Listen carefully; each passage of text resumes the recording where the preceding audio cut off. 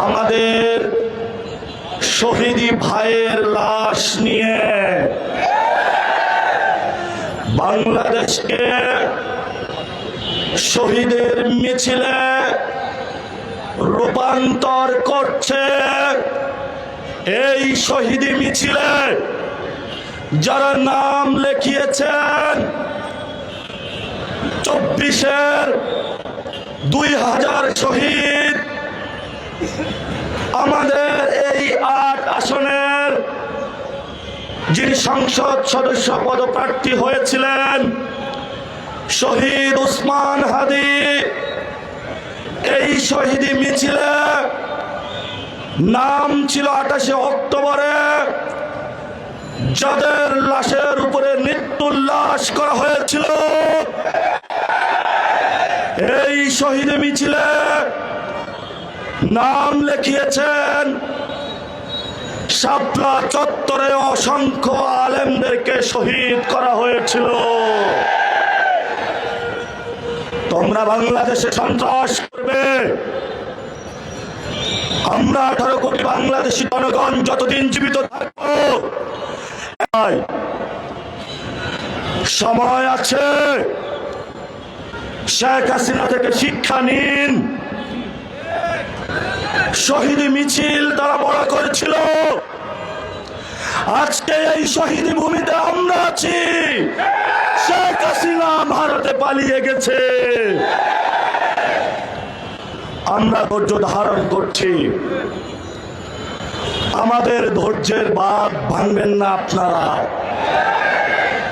যদি ধৈর্যের বাঁধ ভাঙতে হয় তাহলে গণতন্ত্রের মধ্যে আসুন।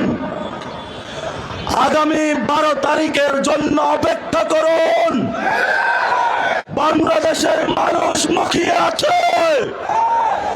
বাংলাদেশের সন্ত্রাসী কার্যক্রম চালিয়েছিল, তাদের বিপক্ষে 11 দলীয় জোটকে ঐক্যবদ্ধ বাংলাদেশকে বিপুল ভোটে জয় করে ইনশাআল্লাহ সরকার গঠনের ধার প্রান্তে নিয়ে যাবে।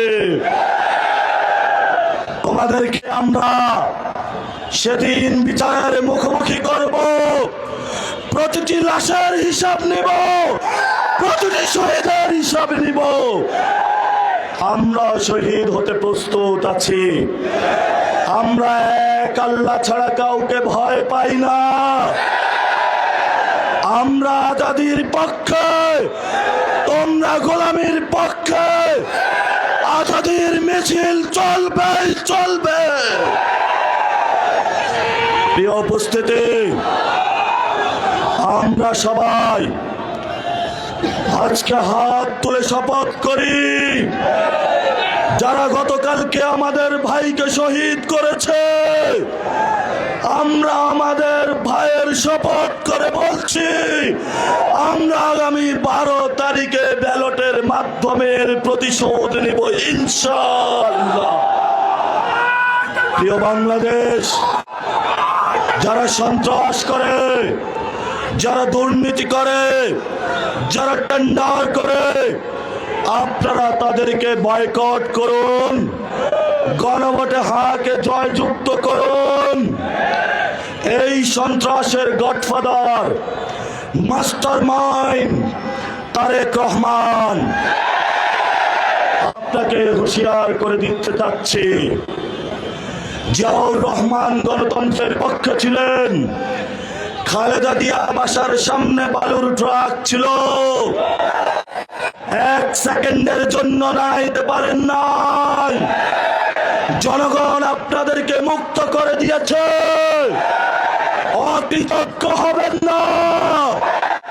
যেই মানুষ মুক্ত করে দিয়েছে সেই মানুষের উপরে আপনি বুকে গুলে চালাচ্ছেন।